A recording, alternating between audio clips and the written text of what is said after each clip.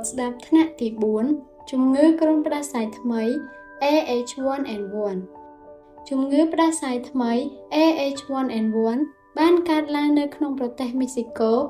នាពាក់កណ្ដាលខែមេសាឆ្នាំ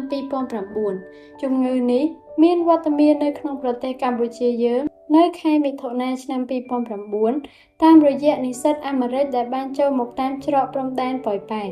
ចាប់តាំងពីពេលនោះមកប្រទេសកម្ពុជាបានឆ្លងជំងឺផ្ដាសាយថ្មីនេះចំនួន560ករណីក្នុង13ខេត្តនិងរាជធានី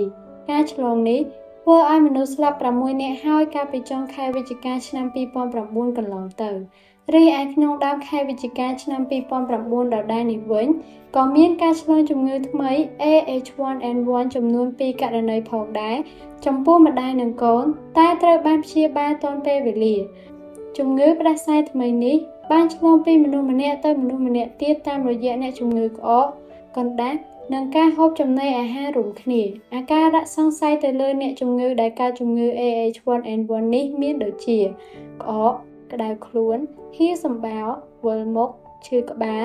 កណ្ដាស់ញឹកញាប់ល្ហិតល្ហៃ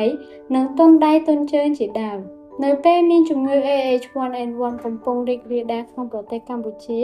អង្គការសុខភាពពិភពលោកបានណែនាំយើងជាច្រើនដូចជាមិនឲ្យយើងចូលរួមទស្សនាការប្រកួតកីឡា